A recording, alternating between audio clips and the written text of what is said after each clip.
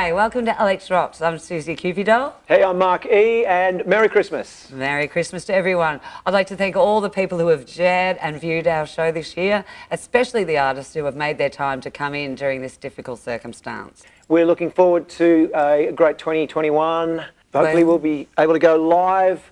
Do you see that going for you as a, because you know, we've been doing this, we've been lucky to be given a lifeline and been able to do this TV show for the last 15 weeks. Yes, we have, yeah. Yeah, but you're also the lead singer and guitarist in the Mercy Kill. Yeah, look, and you've been doing an album. So how does that compare to doing an album normal time? I think everyone's been doing an album. No, look, of course, yes, everyone's had a lot of time to write and to do stuff behind the scenes. It is all about, I guess, how you promote that album, and we'll just have to wait and see. You know, I'm sure as restrictions, lessen, we'll be able to get out live, like everyone. We're just continuing to release stuff and write, and like everyone, just keep things rolling. We were looking at overseas. I guess there's going to be some delays on that. But hey, that's cool. We just we're playing in our own backyard. Go Rod Laver. I want to get up to Lake Cargellico and places like that. And really, Archie's Creek. Drive on some unsealed roads. That's a. Hey, so Mucky, what have we got on this show? We are talking to Johnny T and Jimi Hocking. Johnny T and Ben Wicks from Blues Roulette. Very cool rhythm section. They've been working with Jimi Hocking, amongst others, and they've got a new EP, mini album, 6-track mini album they're going to come in and talk to, and yeah, very cool. Yeah. We'll delve a little bit into their past. Yeah, great guys. Awesome music. Looking forward to that. It's amazing working out of the Alex Theatre in St Kilda. It is. It has been fantastic. We've been able to work on in some degree through all of this crazy year. Let's look at next year. And what are we looking at? We're going to bring some live. We're going to get live back, aren't we? Well, look, I think we'll out of here. We have been told we will be able to have as a more intimate, low-key live performance. Obviously, an old cinema we're working out of here, and underneath an apartment complex. So that, of course, is a consideration. But we will be going live. We will be leaving the lodge. We'll be going live. We'll be hitting venues. Full rock shows. That's the plan. Let's hope that all happens into next year. So watch this space, kids. Yeah, there's a lot to come. And right now, let's cross to our interview with Jimmy and Johnny. We're here with Blues Roulette. We're here with Johnny T and Jimi Hocking. Yay! All right. Hey, welcome to Alex Rocks, guys. Nice to be here. Very cool. Yeah. Hey, well, great to see you guys have got a new EP, mini album, 7 tracks. How many six tracks? tracks? Can you tell me? Six glorious tracks. Right. From Blues there Roulette. it is. Blues Roulette. Got that. Yes, very cool. 6 tracks. Perhaps Social Cat can hold it. Oh, okay. There you go. Social Cat. There you go. Yes, recorded.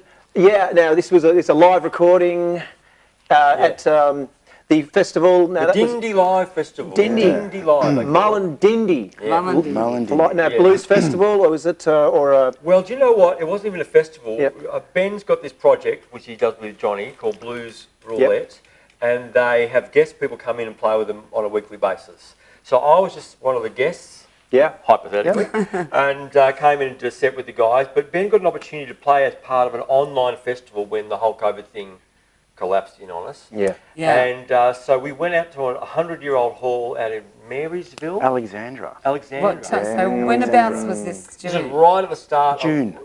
Yeah. Cool. So it's early in the piece. Anyway. So it's after the first. Yeah, it was in between the first. Yeah. It was in between the two. Yeah, you're right. But we went out there and we just did a set for a streaming arts program that they were doing out there. And we played to no one, didn't we? We played an empty hall, just us playing. A beautiful old hall, by the way. It was. Yeah. 3 Acoustics degrees. were good. Yeah, they were good. A little bit of sheen going on in there. But it came up. We had a great time. We loved to play together. We were just kind of like blowing a set. It was just like a on the spot thing. And I guess about a week or so later, Ben rang me and said, I've heard the rushes of these mixes of this stuff we've done. Yeah. It sounds fantastic. Would you be interested in doing a release as an EP? Yeah. So I think I was probably on the back foot because I was a bit like, I don't know how well I played, or or you know, did I get it all right on the day? But you know, the short version is that Ben's done all the elbow work on this thing. Yeah. Good old Johnny T here on the drums and Jimi Hocking on the guitar. We've kind of just come along in the wake of Ben's work. Yeah. And you know, he got this EP together, and I got to say, it's the greatest surprise record of you know, my recent history, I reckon, because it came up great, it sounds great, it's a huge vibe, and it was just a thing we did like on the spot. You didn't rehearse. You didn't. No, there's no spontaneity is always. There was no pressure because it was all on the spot, in the spur of the moment, and we didn't know it was going to be a record. When the red light came on, we didn't kind of freeze and have red light fever. You know what that's about, right?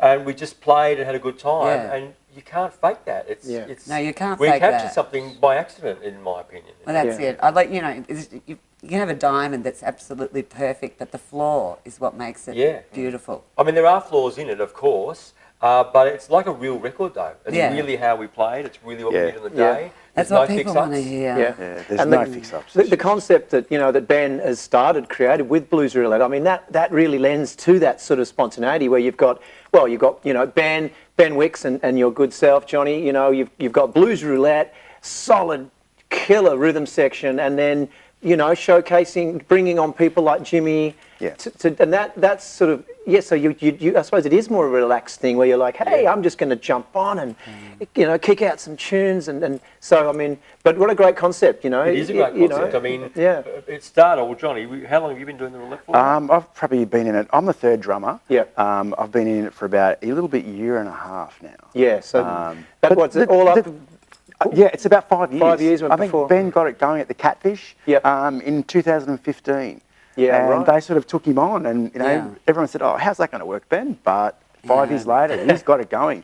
You know, and the whole concept with the Blues Roulette was, you know, like remember when you were 15 or 14 playing, and you know you'd go around to someone's house or hire a rehearsal studio, and you'd have fun. Yeah. And you wouldn't worry about charts and all this sort of stuff. You would just get in a room and play. Yeah. And when we get guests, we want guests to feel like that. We want guests to feel, hey, this is just fun. Yeah. And they do their versions of their songs. I think it's when you get to a certain calibre. We did a recent show called Tits, where we had to pull to get, there was, this is the show. I was just going to say, the old St Kilda Tits. Yeah, it was the old George. Based on the George. But we had to, basically Mark and I pulled together about 12 musicians over a week. And from all different bands, the calibre of musician, once you get into a room with someone you trust, you don't need to rehearse 20 times to do a song. Because you know... ever. That's right. Or ever. Which brings me to an interesting point. You got called up with like a week's notice to join the Angels tour. If only I had a week's notice for that tour. Well, we're casting our minds back, as I reminded Rick Brewster very recently, that was 30-something years ago. 88 that was. Wow. I was 8 years old, obviously. And, but we had, that was, in brief, it was probably my big break in a way. Yeah. Because I was kind of like bashing around and playing in bands and, you know, having a great time, of course. So Jimmy the Hume was after that even. Was it? I had a band called the Astro Boys and the Astros. And I was a bit of a Frank Zappa-inspired hard rocker. So I lived in a weird world. But the Angels tour came along because Bob Spencer and Doc collided on stage the second night in of a major tour. Bob went down, broke his arm, and the whole tour was in jeopardy. It was off, basically. And years before, I had actually been called about auditioning for the Angels, and I didn't show up because I felt like there's no way they're going to get some kid from Melbourne in their band. They're going to get someone they know. The audition was in Sydney. And anyway, I actually had 24 hours notice. Brent Eccles, who was then the drummer, called me up and said, look, I've been ringing around some studios. Paul Koski, a great man who was working at Platinum at the time, he had put my name up and said, if you need someone to fill in for the night, it was one night only, at the Palace, by the way. Yeah. And I think I was there. Yeah, well, I would have been bar. Well, that was how it all went down. I learnt most of the stuff, quickly the day before. I kind of had I was an Angels fan. I knew the old stuff. And then they pushed me on the stage the following night. And it went so well that they didn't cancel the tour. They kept the tour. So you were meant to be one night only. One night only was going to be. But then it went for the full. At the end of that gig, we walked So you were off. a member of basically. I was the youngest known member of the Angels. I think I was 24, and to this day, I mean, it was a stint. I was really the understudy. I wasn't really in the band. Yeah. But the Brewster brothers recently put together a book of the history of the band, Yeah. and in all the ex-members listing, I'm included. So that was very nice of them. Yeah, I was just going to bring the book up. Yeah, Jimmy, I've read the book. It's certainly, it describes what you've just spoken about very well and how it all happened. And so the Angels, the Brewster brothers have put out a great book. Check it out. Yeah, it's called The Angels. Great book if you're a fan. And look, and also with Blues Roulette, you know, jumping on board with that. Johnny, back to Blues Roulette. So who else? I know you mentioned you worked with Frank.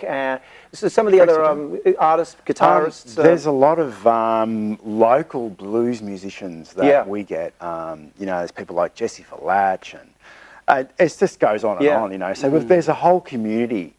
And Blues Roulette is for the community. Yeah. It's not just about Ben and I. It's about everybody. We like to include everyone. So each week we go down to the Catfish, we have a different guest, you know, and it's just about that. It's just about having fun, you know, and including community and keeping the blues alive, you know, like, because that's where, I mean, I first started playing, you know, and that's all I sort of had was blues music. Oh, you know, it all comes from the blues, doesn't it? And it's, you know, that's We've all how gone down the crossroads. You know, and there's so many young people that, you know, want to play.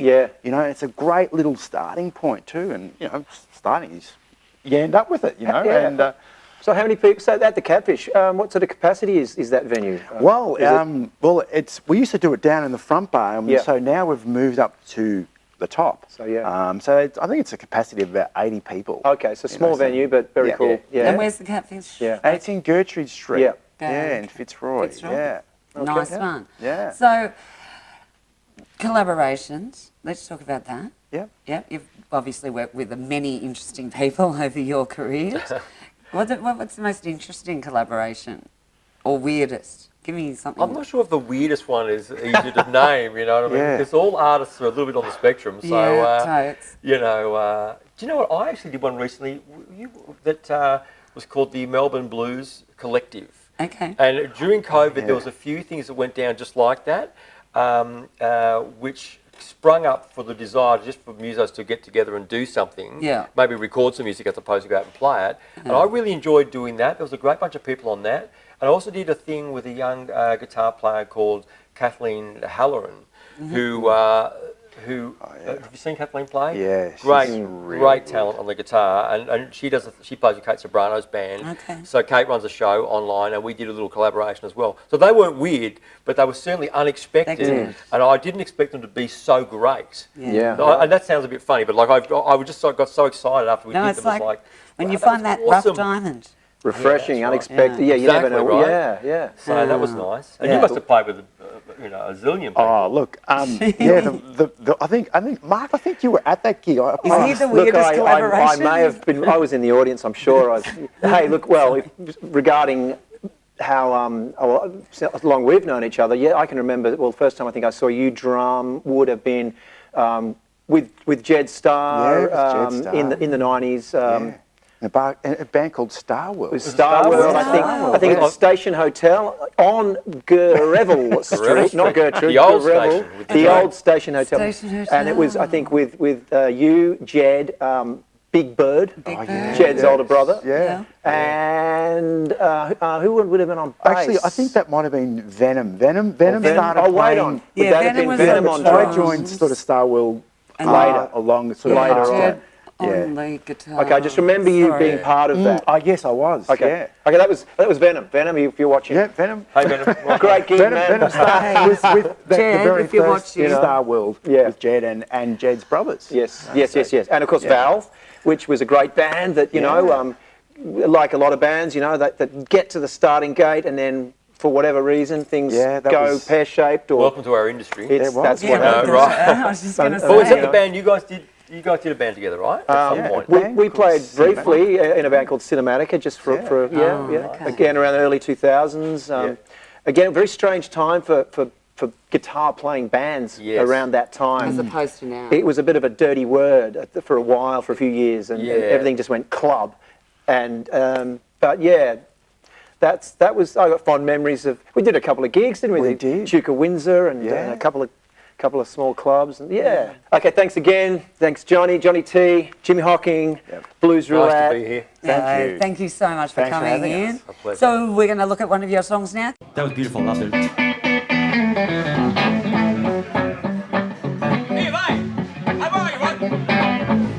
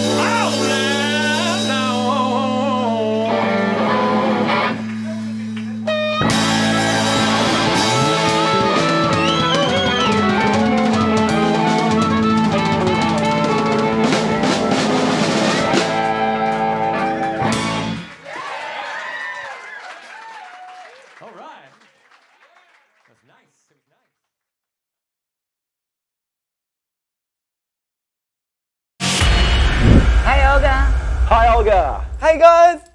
All right, hey. Are you in the International Space Station? Sure am, just floating around. Merry Christmas, guys. Merry Christmas, Olga. Is Social Cat okay? Oh, he's all right. Yeah, He's just floating around. he's never all right. What have we got for next week, our New Year's Eve episode? All right, so we have Billy Palmer Jr. from the Johnnies. All right. Alex Rocks, guys. Rock on Sister and Rock on Social Cat. Thanks for watching Alex Rocks. Please subscribe. And it's Merry Christmas from him. And it's Merry Christmas from her.